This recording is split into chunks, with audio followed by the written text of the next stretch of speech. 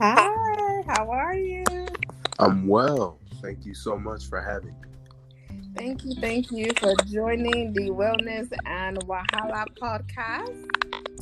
So, my special guest today, you all, I have on the line, I have a great special guest. And for those of you tuning in for the first time, Wahala in Nigerian Pidgin English means issues and problems. So, we're going to give you great tips on how to overcome various Wahala. And my special guest today, he calls himself the Chubby Idris Elba. So what's up? What's up? Let us know who you be and tell us why they call yourself Chubby Idris Elba. I think that began a couple of years ago.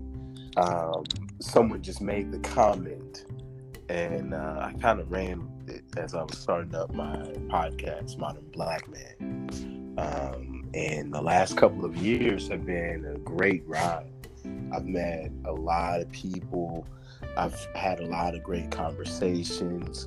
I know I've been enlightened myself and I've gained perspective. So it really began a couple of years ago, just with a comment on a photo. Okay. And I just kind of went from there. Okay. So that means that you're good with the ladies because everybody, including me, they love the sexy Idris Elba. He's married to my African sister, so I'm not gonna talk much about him. So now, you call yourself the Chubby Idris, or people call you the Chubby Idris Elba. So that means you must have a lot of girl Wahala problems. I think my Wahala is in the past. I've been so blessed. During a time of much Wahala, I met a woman who had a pure heart, and I made a commitment to her that I would not be going back and forth. I wouldn't play that role. I would either come in as the hero, as the love interest, or I would respect this woman's heart enough to not interfere. So with that being said, Nice. God is good. And God is good. He's good. All the time. So I'm incredibly blessed. I have the woman that I want in my life. And I really know what I need from a partner, and, just defining my role as a leader in a home. Just thankful, blessed, truly been through the journey, and just thankful to be on the other side. Nice. So tell us about your modern day Black Man podcast. How did you come up with the name? What's your vision behind that? Honestly, I think that I'm a singular individual. I don't think there's many like me. Just my life and its journey has led me to this point of perspective where I like to think of myself as an international Black man. Experiencing the world in multiple continents and countries and cuisines, and universally, it's safe to say that not only are the melanated and the female subjugated, but these experiences, I think, unify us. I think they unify all people, and I think I can share that perspective, if that makes sense. Yes. So tell us, what are you working on now, or what do you have plans on in the future? Because when you're talking about the modern Black man, yes, there's a lot of stereotypes, and a lot of people, want to know, like, how do you define, like, that modern Black man? Like, there's negative stereotypes out there, absolutely. But how does your podcast, like, really change the narrative, Just like I said, that's why I'm so blessed to start my third season. In this third season, I'm going to have more conversations, bringing more men to the table. I'm going to have more to offer in this newest season because of the journey. Because, like I said, the last couple of years of interviewing everybody from rappers to athletes to activists to women of, you know, I mean, I've had PhDs on my show. If you listen to my show, I've had sex therapists on my show. I want to cover the spectrum of greatness that I think that the modern man is truly compiled of. I want to share that story, and I can't do it alone. So in this newest season, I'm going to have more of my segments. I'm going to have more panel discussions. I'm going to have just more conversations with group dynamics in this third season. I've had wonderful one-on-ones. I've had life-changing one-on-ones. Really powerful episodes in one-on-one format, and I've done a few group even. But this season, I'm so excited. This is going to be special. So please stay tuned, and I'd love to have you on my show. I'd love to have a conversation. Maybe have you as a part of one of my panel discussions. Yeah, I will be honored, and I think that's great. Just listening to some of your shows on the podcast is, when you're talking about the modern Black man and just the way our Black men think, even from a female perspective, it's good to see other viewpoints and to be able to get a better understanding, of the challenges men face and how they overcome them. Is that I have great groups of friends, and we don't all think the same. And I think that's what defines us, is that we are more diverse in opinion than any other friend group that I have. And I'm thankful for that, because we bond as we sharpen one another with our perspectives. I know that obviously listening to the show, it's real.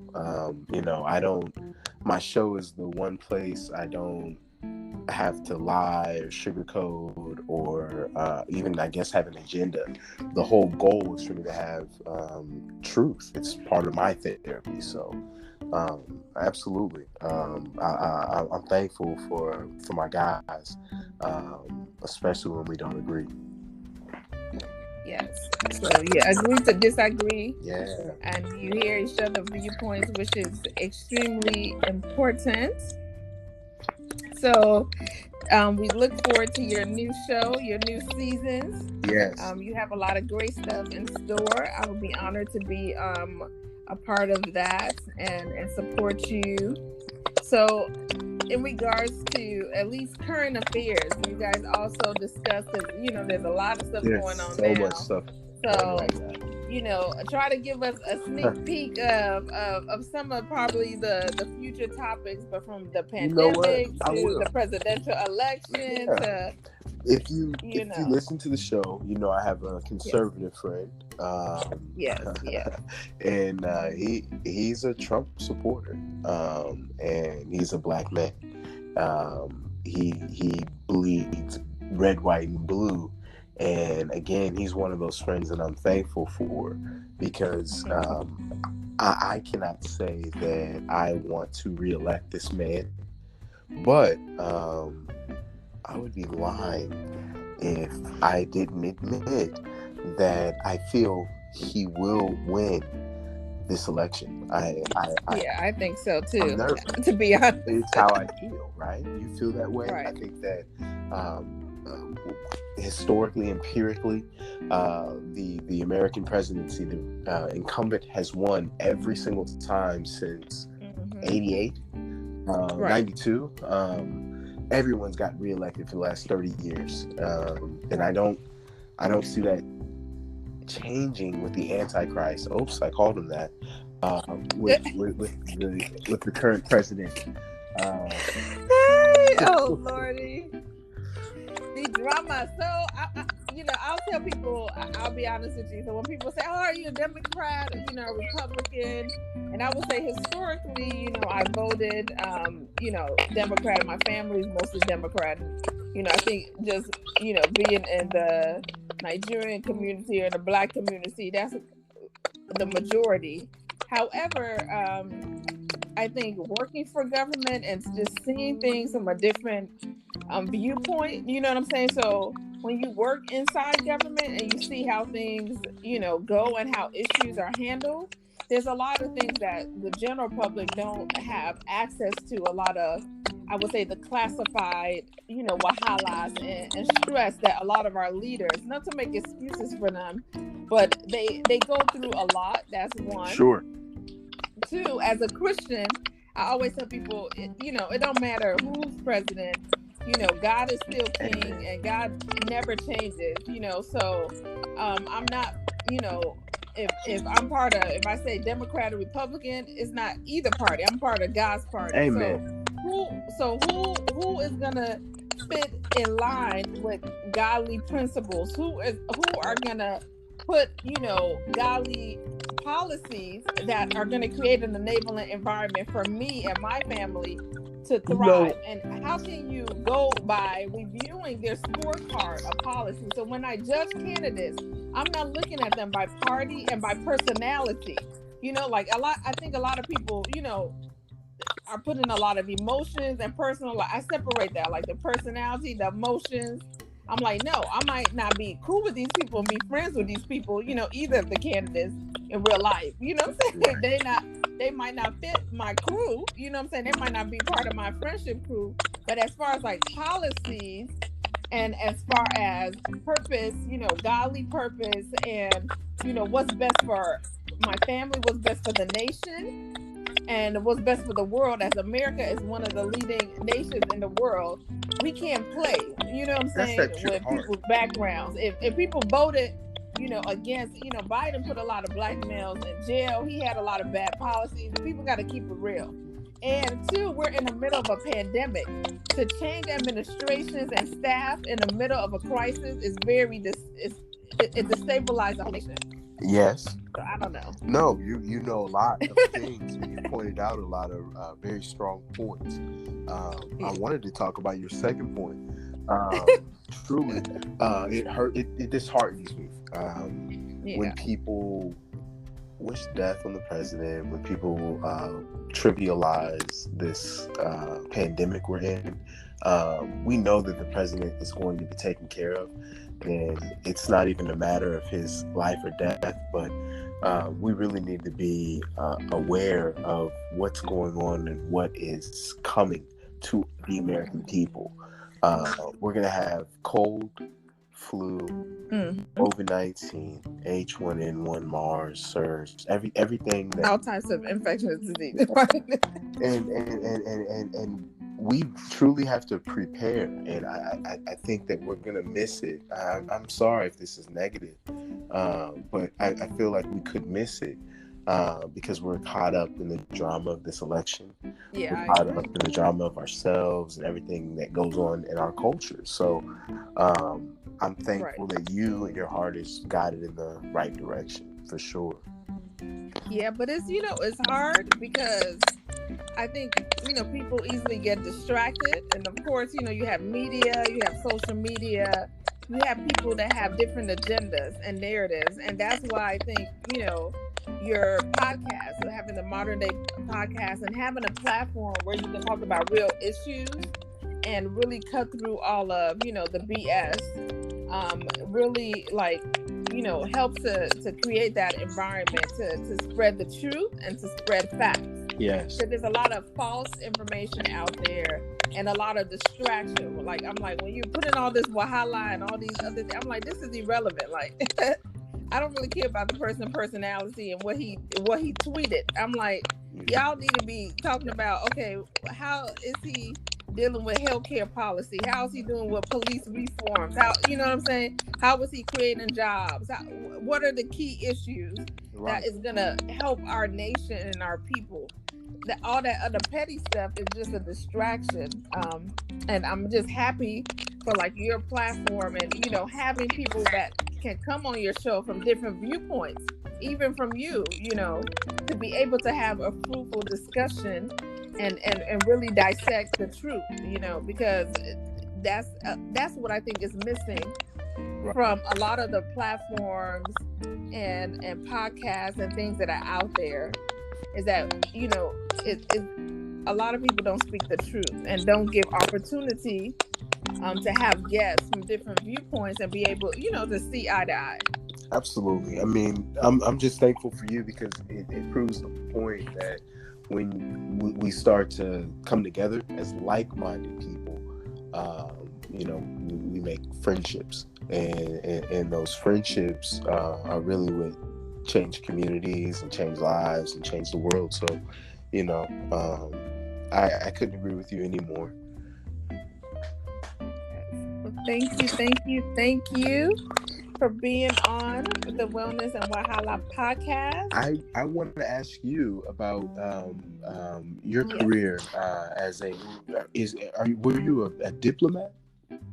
Yes, I was a former diplomat. I've served overseas. I worked for different federal agencies, and I've done a lot of work across sub-Saharan Africa, so in Nigeria, and Ghana, and Senegal, and Kenya. My last post was working in Jamaica under the U.S. government. I was the deputy PEPFAR coordinator. That's the President's Emergency Plan for AIDS Relief. So that's the biggest global HIV and TB program. And HIV and TB are the most highly infectious public health viruses in the world. So it's a pretty big program, and of course both of them, HIV and TB, is preventable. TB, they have free TB drugs, but it just access to information. HIV is more about the stigma around it because it's a sexually transmitted infection. Sure. So it's just trying to reach epidemic control, because we've made a lot of advancements over 2 decades now fighting this virus. For the PEPFAR program, it started 16 years ago. And that was actually under President Bush launched the PEPFAR program. It was renewed under the Obama administration, and then now under the Trump administration. But it was President Bush, and he had a good team of administrators like Colin Powell, Condoleezza Rice, and they said HIV is killing too many people, and especially on the African continent. Yes. And we need to be able to tackle that. So now there's drugs where if you get tested on time and you're put on treatment, you can actually become undetectable, the virus, and untransmittable in your system.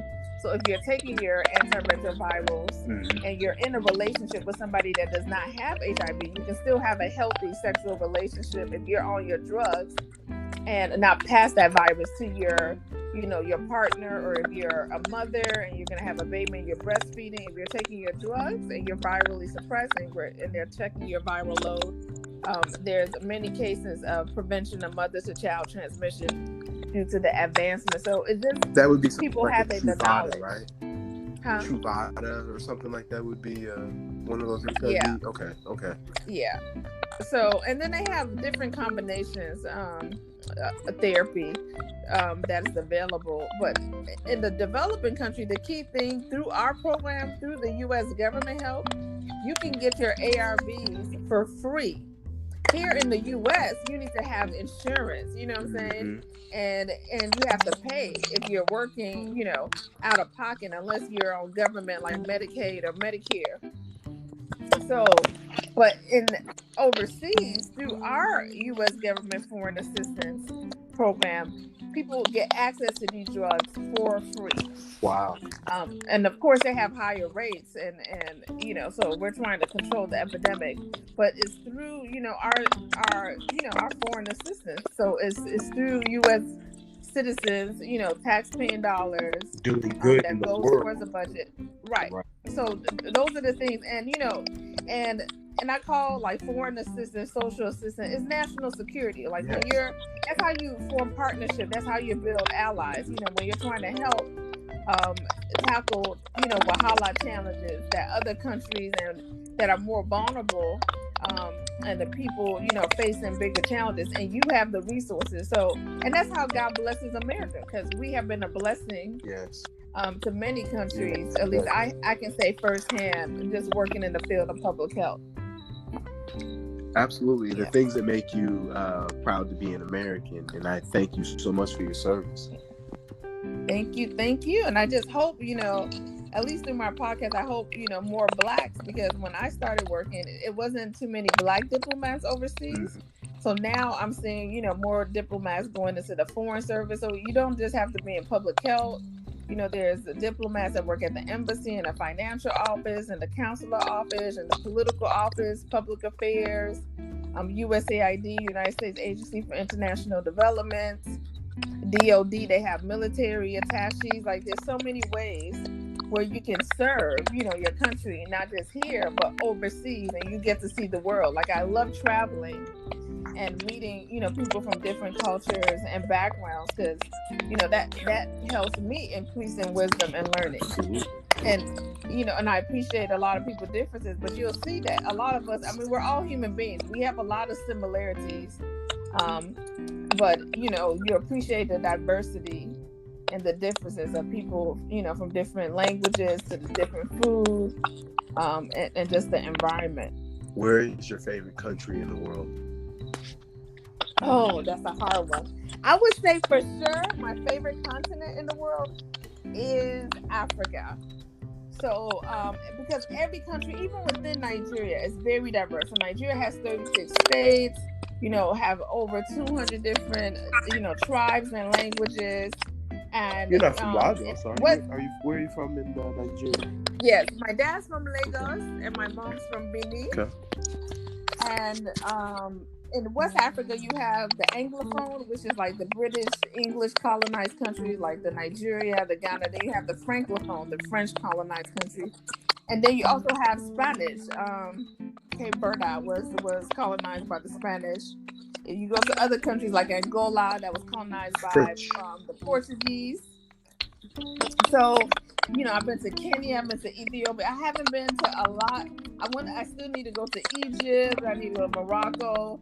But like, my goal is to go to like all 54 countries in Africa, because Africa is so diverse and beautiful.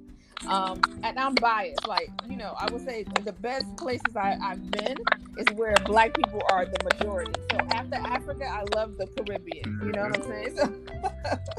So Caribbean or Latin America, because there's a lot of Africans that were also brought to Latin America too. So that's another place where I want to explore, the Dominican Republic, the Puerto Rico, the Brazil, because there's a lot of African influence there. But definitely, I would say my favorite. I can't really choose a country, but I would say, you know, I love every different country differently. But, you know, great memories in Ghana, great memories in Senegal. I love South African Durban. So Durban is like the southern point. It's like a port city, and it's just so beautiful. And Kenya too, like.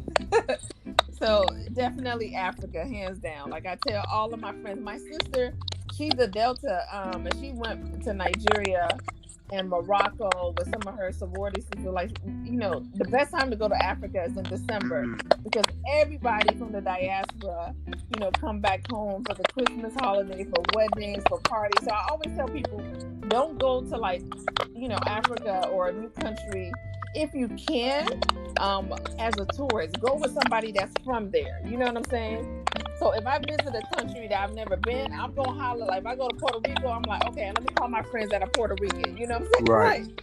Even if they can't go with me, they still got family, extended family back at home. Okay, you know, give me your cousins, your grandma, your auntie's number. You know, I want to really have a good time. I don't want to just, you know, be in a hotel and do tourist stuff.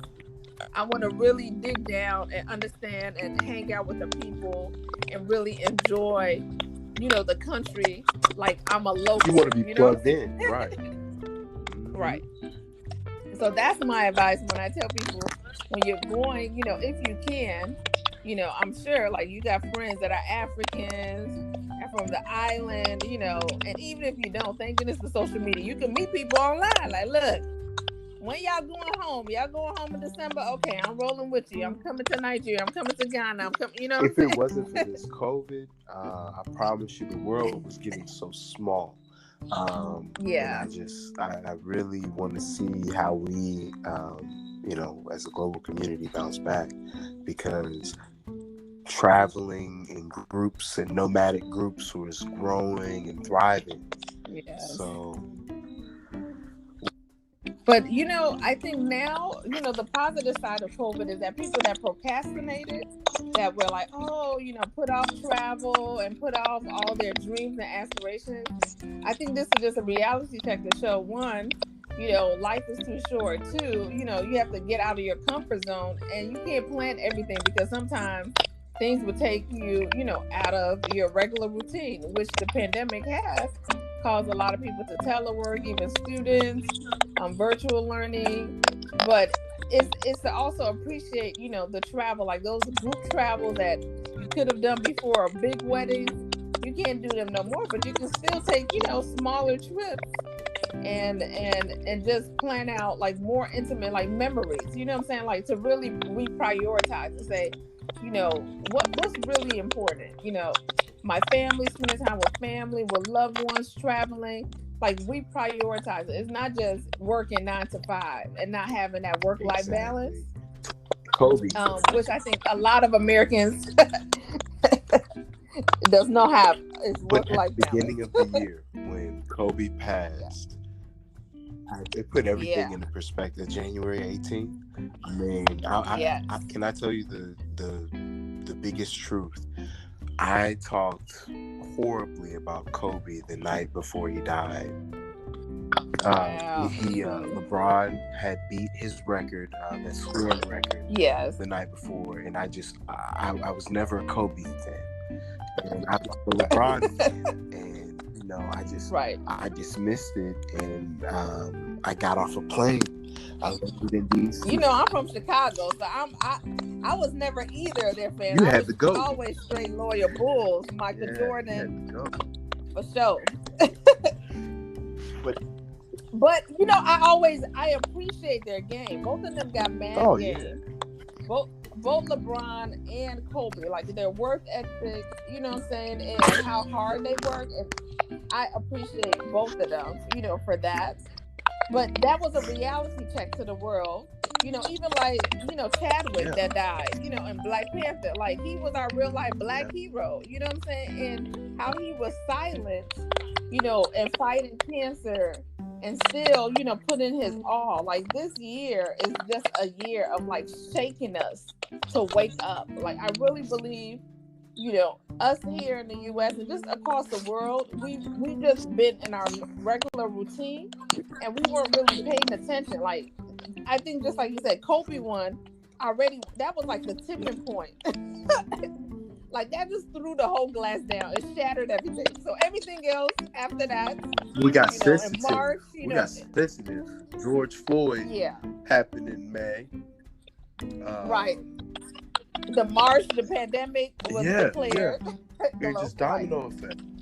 Breonna Taylor, the protest, everything, and just, we've always had that structural racism, but this year was like the tipping point where everything just got pushed. And like, when they have this African proverb where if you keep pushing someone to the wall, they're going to turn it back around and they're going to come after you, Right. So it was like, the pressure was so much, so everything just burst open. It's just amazing to see, and it feels like we've experienced a decade. Yeah, and I think that it's not gonna even get better anytime soon. No, you think this is just the true beginning of a? Yes, because just like I told you, I've been working on epidemics and pandemics for almost 2 decades, from HIV to TB to polio. You have Ebola. You have so many, epidemics and outbreaks that just like many people even here might not really understand the impact. Even Ebola, we were able to control it here in the U.S., but it just ended like a month ago in the DRC. Like it was still not under control fully in Africa.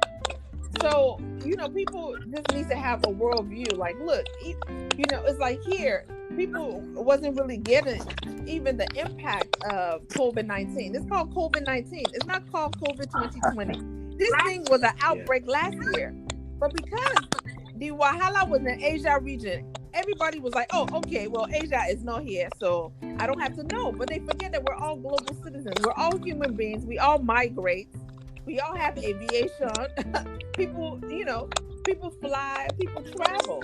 So if something is happening to my neighbor in Asia region, in South Korea, I should be aware. We should have been on alert since 2019, because we would have been able to control the outbreak. That's how public health works. The earlier you're able to detect some rubbish, which is the virus, the earlier you contain it, then you will have, better control of it not turning into a pandemic. So, if it's an epidemic and it's concentrated in some certain cities, then, it's more under control in certain areas. But when it spreads all over the world, I mean, come on, it's not, it doesn't, you can't even get a vaccine, even just regularly. People go, oh, we need a vaccine. No, it takes years to get a drug tested and approved. If you try to fast track that, there's a lot of unethical things that can happen. And I would never take a fast drug that would come out in 6 months. Me personally, I love the way that you said that. I had the same conversation with my personal doctor last week, maybe a couple weeks ago. She said she's not going to take it. She said, I'm not going to take your vaccine when it comes out. There's no way that they'll get it right. So I don't know what that really means to the detriment of anyone that takes it, but it definitely has me theory. Yeah, and that's why I tell people, I'm like, people, let's look at the facts. Like, how long does it take to make a really good vaccine? How long does it take to make a really good drug? And to pass, all the inspections and to study it. Even when you take a vaccine, and it's going through a clinical trial, you have to see if there's going to be any side effects. That takes time. You can't cut corners in public health, or else there's going to be repercussions. So, I tell people, I'm like, no. And then if there's different strands, it's just like the flu virus. The flu virus does not protect you 100%. So, it's not like the polio vaccine that protects you, or measles and mumps and rubella MMR. So if it's not one of those vaccines, and they have different strands of COVID, because it's a coronavirus, it's not new, it's been around. But this is just a new strand. Coronaviruses are not new. So this new strand is going to take them time to study it. And if there's multiple strands of COVID-19, then that's a problem. So there's not going to be a vaccine. It's going to be similar to flu vaccine. Well, it will just, protect you a little. And, and I'm like, no, if the vaccine doesn't protect me 100%, what about the largest sample size of the infected in the United States in the COVID-21?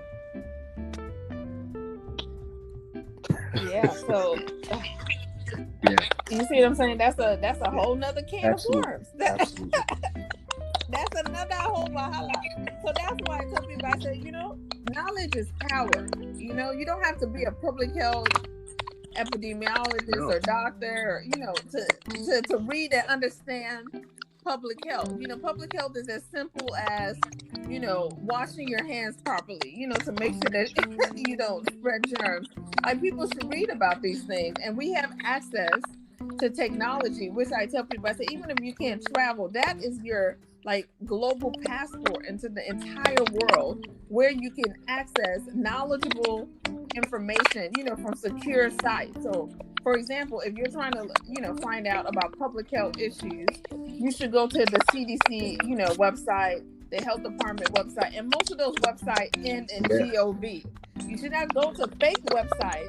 So it's knowing where to access information, because there's a lot of fake information out there, and people are saying a lot of things about the vaccine. That's what makes it scary about Trump, is that he has the best scientists and doctors in the world, and he, like, Facebook calls him out because he'll say the opposite of what those websites say to us, and it's just, we have to be mindful.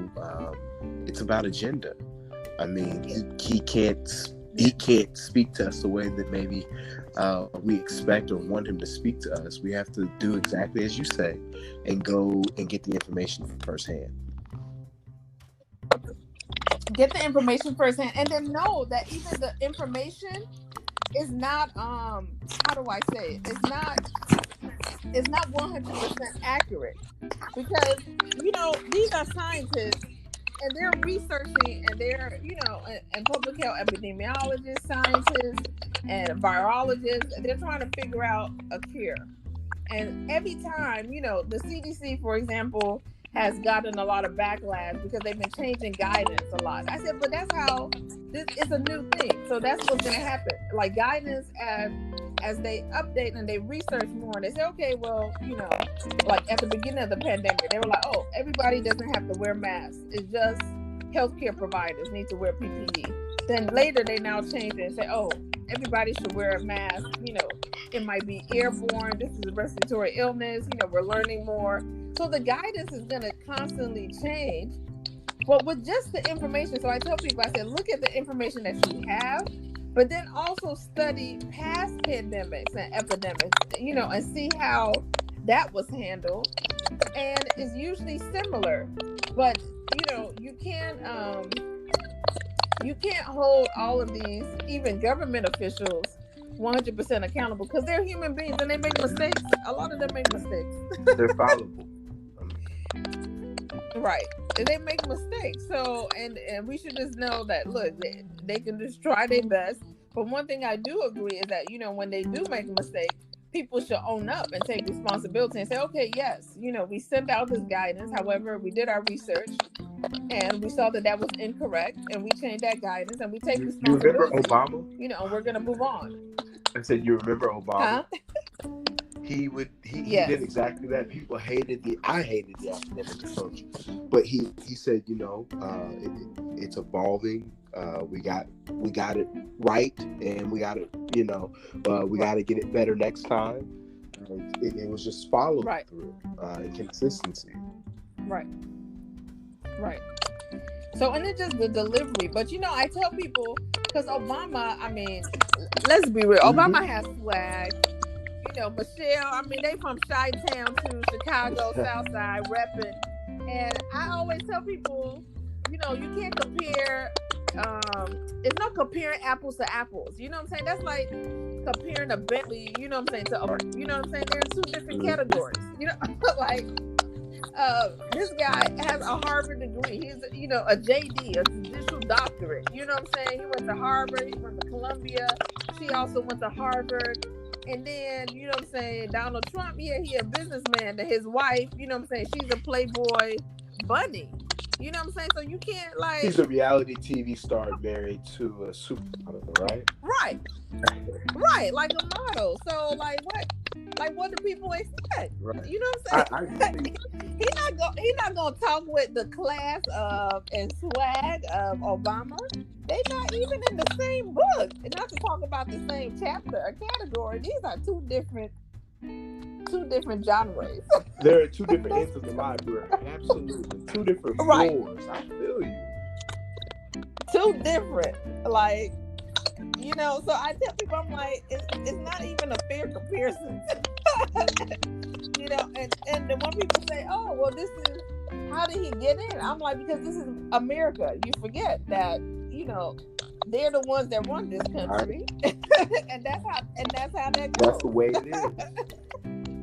And that's the way it is. So it takes me back to the narrative. That's why I think that there's power in unity, and I like how, we're supporting each other as podcasters.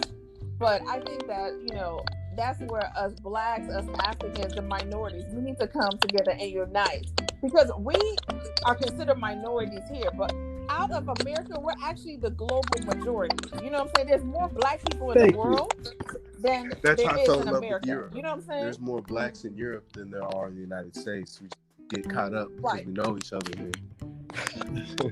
Right. You know what I'm saying? So I don't even like the term when somebody say, "Oh, we're minorities." I'm like, well, minorities here, but if you come to Africa, you come to Europe, or even if you go to the Middle East, Dubai, we are anything, the original you're gonna see people, more chocolate. the original diaspora. Right. We are on every continent, every end of the world. We have been there for centuries. So, because, like, where did civilization start? It we were started the in Africa. We Look at the the Bible. Egypt, everything. Like, even when Jesus, when Herod wanted to kill Jesus, that's the Savior. He fled to Egypt with Joseph and Mary as a baby. Well, so they you can even look at like Pharaoh. Africa. They're Egyptian, right? Right. All three tribes They're have Egyptian. the same. We're royal. African people are royal. The Jews look like the Egyptians, look like the Nubians, because they're all in the same part of the world. So don't get it confused because they bleached the figure. Exactly. And that's what I'm saying. Who was writing those historical books? Who was telling those stories?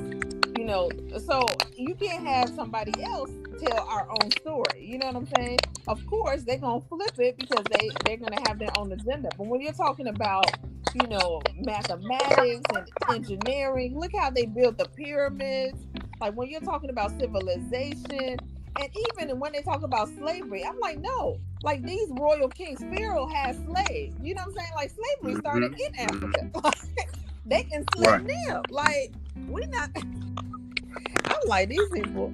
I said, I don't really understand. You know, when people say, "Oh, we're the minority," I tend sometimes to get offended. Like, no, well, it's the minority here, but if you travel, you will know that we're actually the global majority. And, you know, getting back to my point, where it's power in us coming together to unite. You know, how can we use our time, our talent, and our treasures, come together and change the narrative, you know, and move our community forward? Because at the end of the day, nobody can help our people and our community more than we can do it. You know what I'm saying?